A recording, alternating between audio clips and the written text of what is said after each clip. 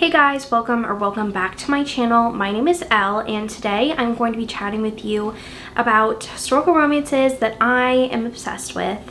I wanted to do this video and start doing some like historical romance content, especially because Bridgerton season 3 is coming out in May, and I love Bridgerton. I love historical romances. So if you want some recs that like you love the show but you want to get some good historical romance recommendations, this is the perfect video for you. So let's get right into this video. The first book I'm going to talk about is The Wolf and the Wildflower by Stacey Reid. I read this one very recently in March and I absolutely loved it. I love Stacey Reid's romances and this one is so good. So the heroine's mother basically lies about her being a boy her whole life. Like, she knows and she's playing into it because her mom had tried to have a baby for years and it'd be a boy, but it just would never be a boy. And so there's this miscommunication where her dad thinks that she is a boy when she's born, and they just let it slide because she just doesn't want to have to keep trying to have another baby. And so her whole life she's pretending to be a boy, and her dad is like a mental health physician.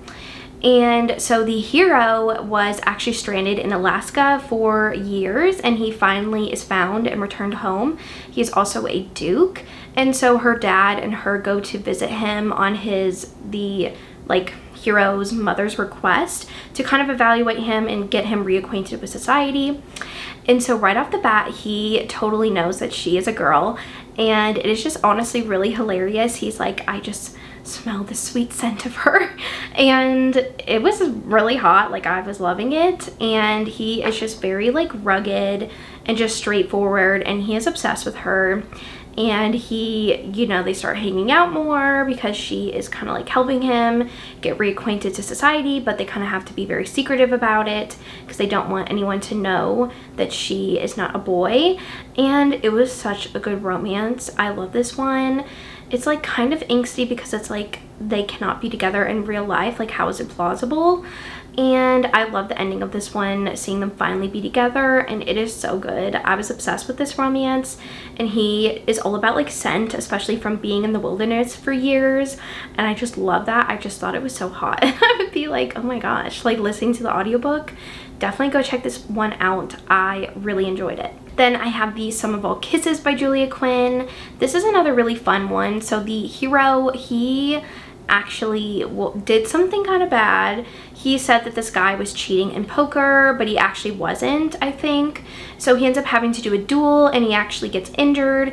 And so now it is years later, and the heroine is just furious with him because she is related to the guy that he said that kind of cheated him out of money or whatever.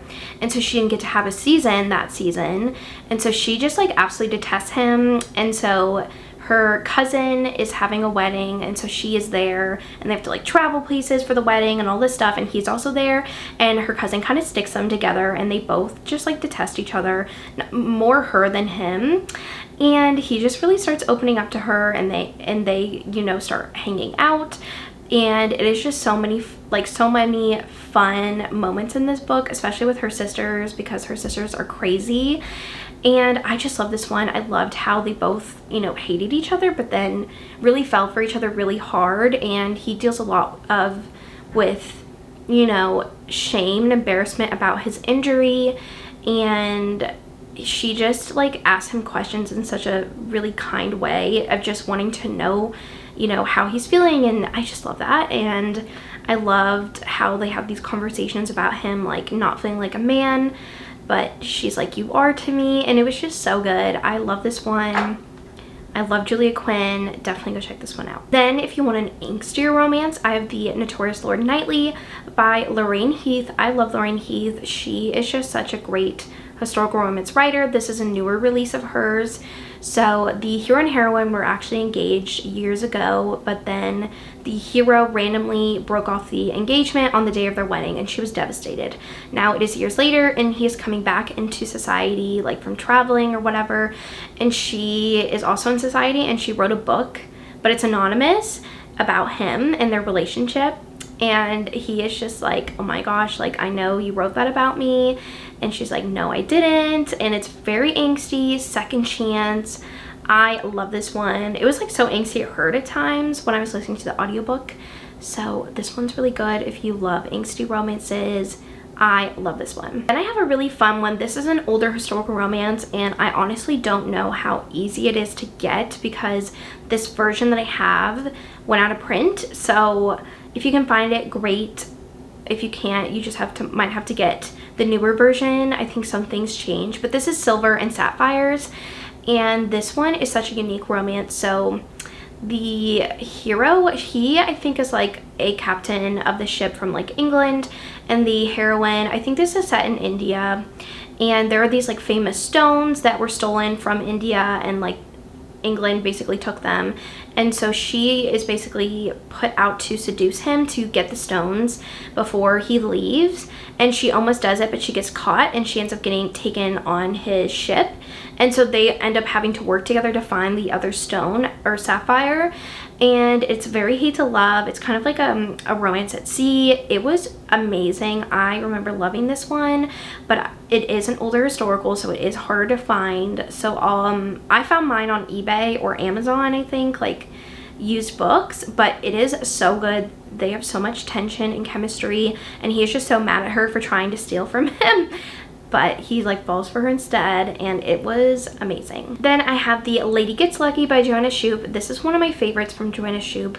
This is a Gilded Age romance. So the heroine, she is very sweet and just kind of like trying to move through society, and the hero is kind of a gnome rake, and they end up teaming up where he will give her lessons on like not really like seduction kind of, and she will give him recipes because he is trying to build this new hotel with a restaurant in New York City, and she actually worked with the chef that he is hiring, and he is trying to get these recipes, and so each lesson they have, she gives a recipe, but they end up falling for each other, and it is so sweet, so good, very like slow burn in a good way, and I just love this one. I loved how he had always been a rake and he really softened for her, and it was just so good. Then I have Between the Devil and Desire by Lorraine Heath. This one is a lot of fun. This is a part of her darker historical romance series. So the heroine, she recently lost her husband, and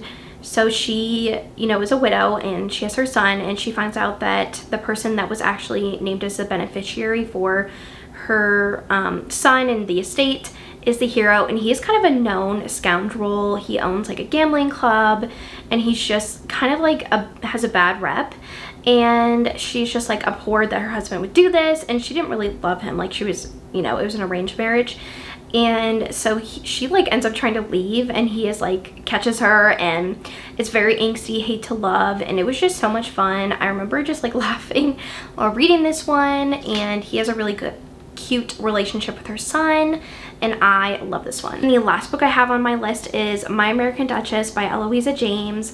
This is a really unique, fun historical romance. So the heroine, of course, is an American Duchess, and she's had 2 or 3 failed engagements before, and she's engaged now, and she's like, I cannot, you know, mess up this engagement again. So she's like, whatever it takes, I'm going to marry this guy. And she meets this guy's brother that night, who is actually the hero, and they have a really good connection, and the hero's like, I'm going to ask her to marry me and all this stuff, and he's a duke. Yeah, I think, yes, he is a duke, and he finds out that she's engaged to his brother. So it is very angsty because she is engaged to his brother, but also like he really likes her. And that's all I'm gonna say. It was a really fun historical, and it's kind of surprising like how they end up together, and I love this one. All right, well, that is the end of this video. I hope you enjoyed hearing me chat about some of my favorite historical romances that I am obsessed with, and thank you so much for watching, and I will see you guys in my next one. Bye.